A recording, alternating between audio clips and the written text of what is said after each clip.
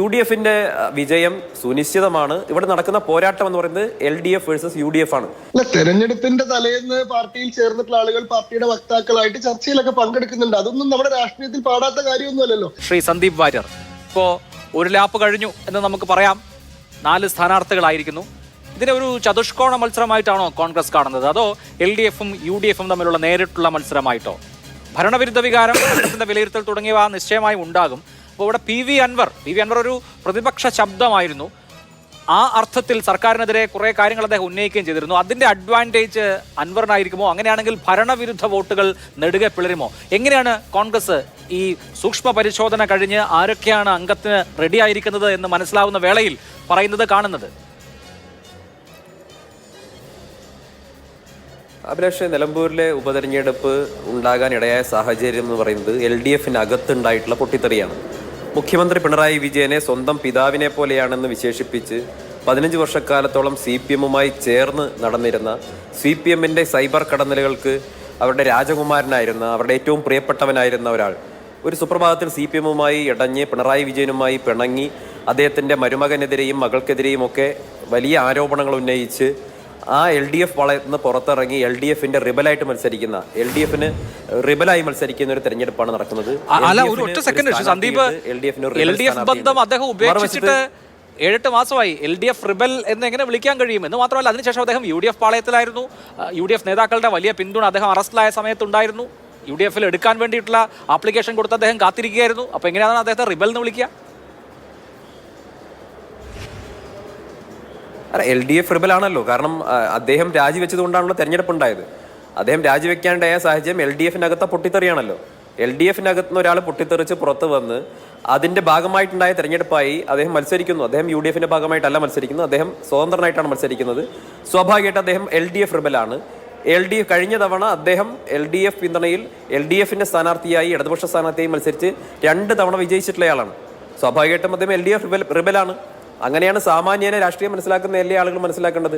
അതുകൊണ്ട് തന്നെ ഞങ്ങൾ കരുതുന്നത് LDFന് 2 സ്ഥാനാർത്ഥികളാണ്. LDF സ്ഥാനാർത്ഥിയും LDFന്റെ റിബൽ സ്ഥാനാർത്ഥിയും ഉണ്ട്. മറുവശത്ത് UDF ഐക്യത്തോടുകൂടി ഒറ്റക്കെട്ടായി നിൽക്കുന്നു. UDFന്റെ വിജയം സുനിശ്ചിതമാണ്. ഇവിടെ നടക്കുന്ന പോരാട്ടം എന്ന് പറയുന്നത് LDF വേഴ്സസ് UDF ആണ്.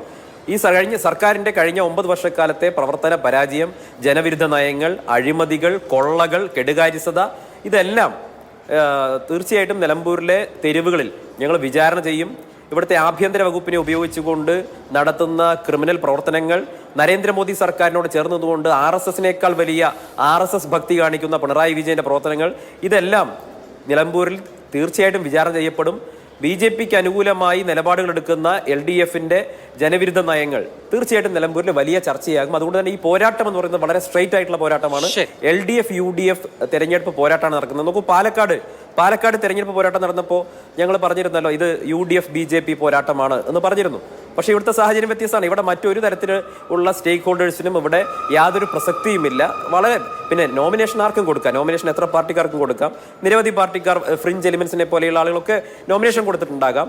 അവർക്ക് സ്വാതന്ത്ര്യമുണ്ട്, അവകാശമുണ്ട്, ജനാധിപത്യമാണ്, അതിനെല്ലാം മാനിക്കുന്നു. പക്ഷേ യഥാർത്ഥ പോരാട്ടം എന്ന് പറയുന്നത് LDF വേഴ്സസ് UDF ആണ്. അതിൽ ഏറ്റവും തുടക്കത്തിൽ 24 മണിക്കൂറിനധികം സ്ഥാനാർത്ഥിയെ പ്രഖ്യാപിച്ചതിന് ശേഷം ഏറ്റവും ശക്തമായ രീതിയിൽ മൈക്രോ ലെവൽ മാനേജ്മെന്റിലൂടെ ബൂത്ത് തലങ്ങളിൽ പ്രവർത്തനം ശക്തമാക്കി അതിവേഗം ബഹുദൂരം മുന്നേറാൻ UDFന് സാധിച്ചിട്ടുണ്ട്. അത് തന്നെയാണ് ഞങ്ങളുടെ ആത്മവിശ്വാസത്തിന്റെ അടിത്തറ എന്ന് പറയുന്നത്. ശരി, ശങ്കുട്ടിദാസ്, പിണറായി വിജയൻ RSSനേക്കാൾ വലിയ RSS ഭക്തി കാണിച്ചു എന്നൊക്കെ സന്ദീപ് പറയുമ്പോൾ ശങ്കുവിൻ്റെ മുഖത്തൊരു ചിരി വിടരുന്നതൊക്കെ ഞാൻ കണ്ടു. അതോടെ നിൽക്കട്ടെ, എൻ്റെ ചോദ്യം, ഇവിടെ LDFും UDFും ഒഴികെയുള്ള മറ്റാളുകൾ അപ്രസക്തരാണോ?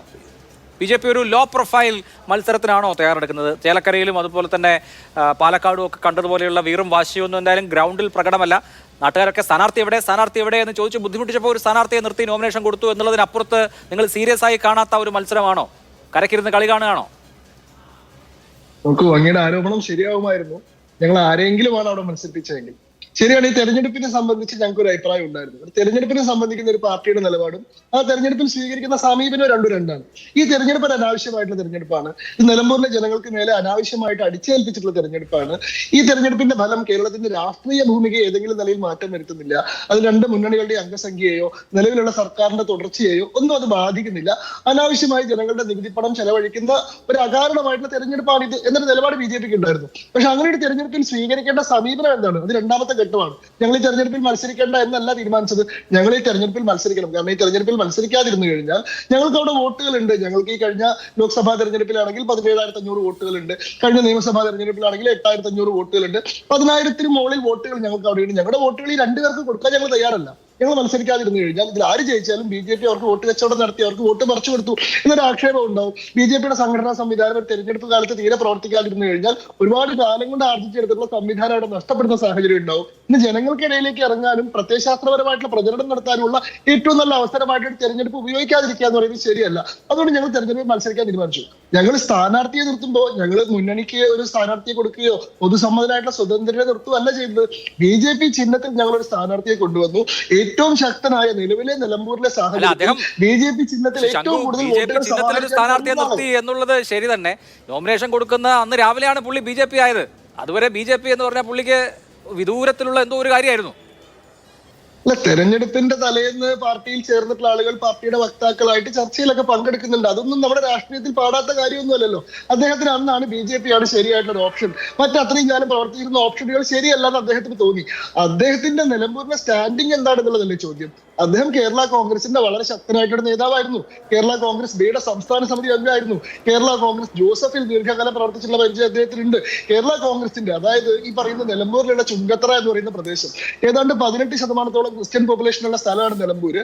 പണ്ട് മഹാരാജാവിന്റെ കാലത്ത് കോഴിക്കോട് സാമൂതിരിയുടെ ഭൂമി പാട്ടത്തിനെടുത്തിട്ട് മുതൽ വനഭൂമി വെട്ടിപ്പിടിച്ചിട്ട് മുതൽ കൃഷി നടത്തിയിട്ടുള്ള മലയോര കർഷകർക്ക് വളരെ ശക്തിയും സ്വാധീനമുള്ള ഭൂമിയാണ്. അവിടെ തന്നെ മാർത്തോമ ക്രിസ്ത്യാനികൾക്ക് വലിയ ഒരു ജനസംഖ്യയുണ്ട്.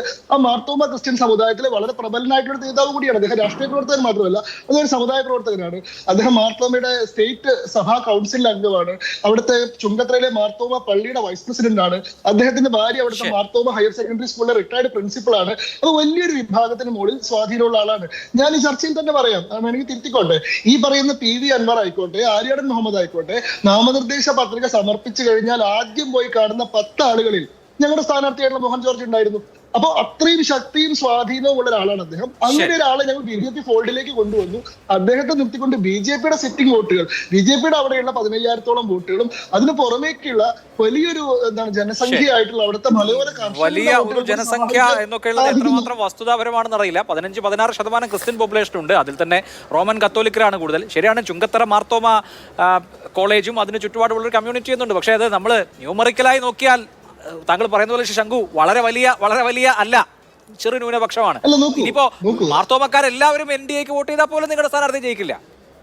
അല്ല, നോക്കൂ, ഞങ്ങൾ ഏതെങ്കിലും ഒരു മതത്തിന്റെ മാത്രം വോട്ട് പ്രതീക്ഷിച്ചിട്ടല്ല. കേരളത്തിൽ നിലനിൽക്കുന്ന രാഷ്ട്രീയ സാഹചര്യം ചില പ്രത്യേക വിഭാഗങ്ങളിൽ ഉണ്ടാക്കിയിട്ടുള്ള മുനമ്പം വിഷയം ഈ പറയുന്ന നിലമ്പൂർ മണ്ഡലത്തിൽ മാത്രമല്ല, കേരളത്തിൽ ഉടനീളമുള്ള ക്രിസ്ത്യൻ സഹോദരങ്ങൾക്കിടയിൽ വലിയ തരത്തിലുള്ള ആശങ്കയും 2 മുന്നണികളോടും പ്രതിപത്തി ഉണ്ടാക്കിയിട്ടുള്ള വിഷയമാണ്. അവിടെ 600ഓളം കുടുംബങ്ങളുടെ കാര്യത്തിൽ ഈ 2 മുന്നണികൾ എങ്ങനെയാണ് വഞ്ചനാപരമായിട്ടുള്ള സമീപനം സ്വീകരിച്ചത്. ഈ പറയുന്ന ഓപ്പറേഷൻ സിന്ദൂറിന്റെ കാര്യത്തിൽ കോൺഗ്രസ് ആവട്ടെ LDF ആവട്ടെ എടുത്തിട്ടുള്ള സമീപനം അത് ദേശസ്നേഹമുള്ള നിലമ്പൂരിനെ മാത്രമല്ല കേരളത്തിലെ മുഴുവൻ ജനങ്ങളെയും ബാധിക്കുന്ന ഒരു പ്രശ്നമാണ്.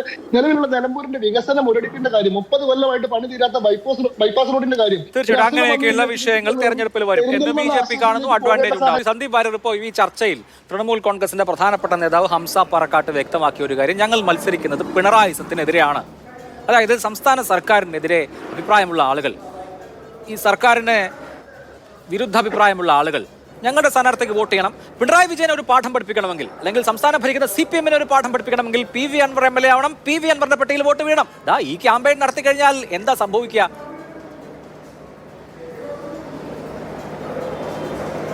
അല്ല, ഒന്നും സംഭവിക്കാനില്ല. കഴിഞ്ഞ 9 വർഷക്കാലമായി ഈ പിണറായി തെറ്റായ നയങ്ങൾക്കെതിരായി, ജനവിരുദ്ധ നയങ്ങൾക്കെതിരായിട്ടുള്ള പോരാട്ടത്തിന്റെ കുന്തമുന അത് UDF ആണ്. തീർച്ചയായിട്ടും പിണറായി സർക്കാരിൻ്റെ ഈ ജനവിരുദ്ധ നയങ്ങളെ പരാജയപ്പെടുത്താൻ കഴിയുന്ന UDF-ന് മാത്രമാണ്. മറുവശത്തുള്ളൊക്കെ അവകാശവാദങ്ങളല്ലേ. 9 വർഷക്കാലം 9.5 വർഷക്കാലം പിണറായി വിജയൻ എൻ്റെ അച്ഛനെ പോലെയാണ് എന്ന് പറഞ്ഞ് നടന്ന ഒരാളൊരു സുപ്രഭാതത്തിൽ വന്ന് ഇന്ന് മുതൽ ഞാൻ പിണറായി വിജയനെതിരാണ് എന്ന് പ്രഖ്യാപിച്ച ജനങ്ങൾ വിശ്വസിക്കണ്ടേ? അതവിടെ നിൽക്കട്ടെ. ഞങ്ങൾ ആ ഒരു സ്ഥാനാർത്ഥിയെ ഞങ്ങൾ കാര്യമായി പരിഗണിക്കുന്നതേയില്ല. അദ്ദേഹത്തിന് വോട്ട് ചോദിക്കാൻ അവകാശമുണ്ട്, അദ്ദേഹത്തിന് ജനങ്ങൾക്കിടയിൽ പോകാൻ അവകാശമുണ്ട്. അത് ജനാധിപത്യ അവകാശമാണ്, അതിനൊന്നും നിഷേധിക്കുന്നില്ല. ഇവിടെ പോരാട്ടം എന്ന് പറയുന്നത് വളരെ UDF-ഉം LDF-ഉം തമ്മിലുള്ള ഒരു പോരാട്ടമാണ് നടക്കുന്നത്. അതിലപ്പുറമുള്ള അലങ്കാരമൊന്നും ഈ പോരാട്ടത്തിന് ആരും ചമച്ചു കൊടുക്കേണ്ടതില്ല. അങ്ങനെ ആക്കാൻ വേണ്ടി പലരും ശ്രമിക്കുന്നുണ്ട്. കാരണം ഇതിൻ്റെ രാഷ്ട്രീയമായിട്ടുള്ള മാനം കളയാനും ഇതിനപ്പുറം രാഷ്ട്രീയ മാനത്തിലപ്പുറം ഇതിൽ മറ്റ് തരത്തിലുള്ള കാര്യങ്ങൾ വരുന്നു എന്ന് സമർത്ഥിക്കാനും വേണ്ടി LDF-നെതിരായി വരുന്ന ആരോപണങ്ങളെ ഇല്ലാതാക്കാൻ വേണ്ടി LDF-നെതിരായിട്ട് വരുന്ന ശബ്ദങ്ങളെ ഇല്ലാതാക്കാൻ വേണ്ടിയിട്ടുള്ള പരിശ്രമം നടത്തുന്നുണ്ട്. അതിൽ ചില മാധ്യമങ്ങൾക്കും അക്കാര്യത്തിൽ പങ്കുണ്ട്. ഞങ്ങൾക്ക് അതിൽ ചില പ്രയാസങ്ങളുണ്ട്. അത് ഞങ്ങൾ തുറന്നു പറയുകയാണ്. ഇവിടെ നിലമ്പൂർ ചർച്ച ചെയ്യുന്ന വിഷയങ്ങൾ എന്തൊക്കെയാണ്? നിലമ്പൂർ ചർച്ച ചെയ്യപ്പെടുന്ന വളരെ നിലമ്പൂരിൻ്റെതായിട്ടുള്ള സങ്കീർണമായ പ്രശ്നങ്ങളുണ്ട്, വികസന പ്രശ്നങ്ങളുണ്ട്. അതിനൊക്കെ 9 വർഷക്കാലം ഇവിടെ MLA ആയിരുന്ന ആൾ ഉത്തരവാദിയാണ്. ആ 9 വർഷം അദ്ദേഹം LDF-ന്റെ MLA ആയിരുന്നു. LDF സർക്കാർ ഉത്തരവാദിയാണ്. വനമേഖലയിലെ ഈ വന്യമൃഗങ്ങളുടെ ശല്യം ഉൾപ്പെടെയുള്ള വിഷയങ്ങൾ പരിഹരിക്കാൻ വേണ്ടി 9 വർഷക്കാലം MLA എന്താ ചെയ്തിട്ടുള്ളത്? അല്ലെങ്കിൽ സംസ്ഥാന സർക്കാർ എന്താ ചെയ്തിട്ടുള്ളത്? അപ്പോൾ സ്വാഭാവികമായിട്ടും ഇതെല്ലാം വിചാരണ ചെയ്യപ്പെടും. ഇവിടുത്തെ വികസന പ്രശ്നങ്ങളുണ്ട്, അടിസ്ഥാന സൗകര്യ പ്രശ്നങ്ങളുണ്ട്. ഇവിടെ ആര്യാടൻ മുഹമ്മദ് മന്ത്രിയായിരുന്ന കാലത്ത് അനുവദിക്കപ്പെട്ട കോളേജിന്റെ അവസ്ഥ എന്താണ് എന്നുള്ളത് ജനങ്ങൾക്കറിയാം. ഇവിടെ ബൈപ്പാസ് എന്ന് പറയുന്ന ആര്യാടൻ മുഹമ്മദ് കാലത്ത് അനുവദിക്കപ്പെട്ട ബൈപ്പാസ് അത് മുന്നോട്ട് കൊണ്ടുപോകാൻ സാധിച്ചിട്ടില്ല. അത്തരത്തിലുള്ള നിരവധിയായിട്ടുള്ള പ്രശ്നങ്ങൾ, സങ്കീർണമായിട്ടുള്ള പ്രയാസങ്ങൾ നിലമ്പൂരിലുണ്ട്. ഞങ്ങൾ അതൊക്കെയാണ് ചർച്ച ചെയ്യപ്പെടാൻ ആഗ്രഹിക്കുന്നത്. അതല്ലാതെ CPM പറയുന്നത് പോലെ രാഷ്ട്രീയം പറയാതെ അതല്ലെങ്കിൽ ഉപരിപ്ലവമായിട്ടുള്ള കാര്യങ്ങൾ മാത്രം പറഞ്ഞുകൊണ്ട് ഈ തെരഞ്ഞെടുപ്പിൽ ഏതെങ്കിലും തരത്തിൽ നേട്ടമുണ്ടാക്കാമെന്ന് CPM കരുതുന്നുണ്ടെങ്കിൽ അതൊന്നും ഇവിടെ നടക്കാൻ പോകുന്നില്ല. നിലമ്പൂരിൻ്റെ ഓരോ തെരുവുകളിലും ഞങ്ങൾ ഈ ഇടത് സർക്കാരിൻ്റെ ജനവിരുദ്ധ നയങ്ങൾ, പിണറായി സർക്കാരിൻ്റെ BJP അനുകൂല നിലപാടുകൾ, RSS അനുകൂല നിലപാടുകൾ ഞങ്ങൾ ചോദ്യം ചെയ്തുകൊണ്ടേയിരിക്കും. ഞാൻ ചോദിക്കട്ടെ, കഴിഞ്ഞ ലോക്സഭാ തെരഞ്ഞെടുപ്പിന് ശേഷം വിജയരാഘവൻ പറഞ്ഞത് എന്താ? നിലമ്പൂരിലെ ജനങ്ങൾ കൊടുത്തത് 60,000-ലധികം ഭൂരിപക്ഷമാണ് പ്രിയങ്ക ഗാന്ധിക്ക് കൊടുത്തത്. ആ ഭൂരിപക്ഷത്തിന് പുറകിൽ ആ വോട്ട് ചെയ്തവരൊക്കെ വർഗീയവാദികളാണ് എന്ന് പറഞ്ഞ വിജയരാഘവന്റെ പ്രസ്താവന പിൻവലിച്ചിട്ടുണ്ടോ? നിലമ്പൂരുകാർ ചർച്ച ചെയ്യേണ്ട വിഷയമല്ലേ? വിജയരാഘവൻ ഈ നിമിഷം വരെ പ്രിയങ്ക ഗാന്ധിയുടെ വിജയത്തിന് പുറകിലുള്ളത് വർഗീയവാദികളാണെന്ന് അദ്ദേഹത്തിന്റെ പ്രസ്താവന പിൻവലിച്ചിട്ടില്ലല്ലോ. ഇവിടെ മലപ്പുറം ജില്ലയിൽ നിലമ്പൂർ ഉൾപ്പെടെയുള്ള പ്രദേശങ്ങളിൽ അതിരാവിലെ വ്യായാമം ചെയ്യാൻ പോകുന്ന ആളുകളിൽ മുസ്ലിങ്ങളുടെ എണ്ണം കൂടുതലുണ്ട് എന്ന് കരുതിയിട്ട് അവരൊക്കെ തീവ്രവാദികളാണ്, അത് തീവ്രവാദ പരിശീലനമാണ് എന്നും പറഞ്ഞ CPM-ന്റെ നിലപാട് അവർ പിൻവലിച്ചിട്ടുണ്ടോ? അപ്പോൾ ആളുകളെ മുഴുവൻ തീവ്രവാദികളാക്കാനും വർഗീയവാദികളാക്കാനും സമൂഹത്തിൽ ഇസ്ലാമോഫോബിയ സൃഷ്ടിക്കാനും വേണ്ടി CPM കേരളത്തിൽ RSS-നേക്കാൾ വലിയ RSS ആയിട്ട് പണി നടത്തുന്നു. തൃശ്ശൂരിൽ BJP-യെ വിജയിപ്പിക്കാൻ വേണ്ടി കേരളത്തിലുടനീളം CPM-ഉം BJP-യും തമ്മിലുണ്ടാക്കിയിട്ടുള്ള അന്തർധാര ഇന്ന് പൊതുസമൂഹത്തിൽ വ്യാപകമായിട്ടുള്ള ചർച്ചയാണ്. അത് തീർച്ചയായിട്ടും നിലമ്പൂരിലും സ്വാധീനിക്കും. അപ്പോൾ CPM-ഉം RSS-ഉം തമ്മിൽ എന്തൊരു സ്നേഹമാണ് ഇപ്പോൾ. ദേശീയപാത തകർന്ന സമയത്ത് മലപ്പുറം ജില്ലയിലാണ് ഇവിടെ കൂരിയാട് ദേശീയപാത തകർന്നത്. ആ സമയത്ത് രണ്ട് കൂട്ടരെയും ഭാഷ ഒരുപോലെയല്ലേ? ഇപ്പൊ രണ്ട് കൂട്ടർക്കും ഇതിൽ പങ്കാളിത്തമില്ല. നേരത്തെ ഈ ദേശീയപാതയ്ക്ക് 2 അച്ഛന്മാരായിരുന്നു. ഇപ്പൊ 2 കൂട്ടർക്കും ഇതിൽ പങ്കാളിത്തമില്ല പോലെയാണ് പറയുന്നത്. മുഖ്യമന്ത്രി പറയുന്നത് ആ മുതൽ ക്ഷ വരെ നടത്തിയിട്ടുള്ളത് ദേശീയപാത വികസന അതോറിറ്റിയാണ്. പക്ഷേ കേന്ദ്ര സർക്കാരിനെ കുറ്റപ്പെടുത്താൻ തയ്യാറല്ല. മറുവശത്ത് കേരള സർക്കാരിനെ കുറ്റപ്പെടുത്താൻ BJP-യും തയ്യാറല്ല. ഇവർ തമ്മിൽ ഇപ്പൊ എന്തൊരു ചേർച്ചയാണ്. ഇവരുടെ ശബ്ദത്തിന് പോലും എന്തൊരു സാമ്യമാണ്. നിങ്ങൾ ആലോചിച്ച് നോക്കൂ. അഭിലാഷ് ഇപ്പൊ പറയുന്നത് കേട്ടില്ലേ? ഈ തെരഞ്ഞെടുപ്പ് അടിച്ചേൽപ്പിക്കപ്പെട്ട തെരഞ്ഞെടുപ്പാണ് എന്ന് പറയുന്നതിൽ അത് അൻവറിന്റെ അല്ലെങ്കിൽ CPM-നും അതല്ലെങ്കിൽ BJP-ക്കും ഒരേ ഭാഷയാണുള്ളത്. ഇവിടെ LDF-നകത്ത് ഒരു റിബൽ ശബ്ദമുണ്ടായി, LDF-നകത്ത് പ്രശ്നങ്ങളുണ്ടായി, പിണറായി വിജയൻ സർക്കാരിനകത്ത് ആഭ്യന്തര പ്രശ്നങ്ങളുണ്ടായി, ഒരാൾ പുറത്തു വന്നുകൊണ്ട് തെരഞ്ഞെടുപ്പ് ഉണ്ടായതാണ്. അപ്പോൾ ആ തെരഞ്ഞെടുപ്പ് സ്വാഭാവികമായിട്ടും കേരളത്തിലെ ജനങ്ങൾക്ക്, നിലമ്പൂരിലെ ജനങ്ങൾക്ക് പിണറായി വിജയന്റെ ദുർഭരണത്തിനെതിരായ പ്രതിഷേധം പ്രകടിപ്പിക്കാൻ കിട്ടിയിട്ടുള്ള ഒരു അവസരമാണ്.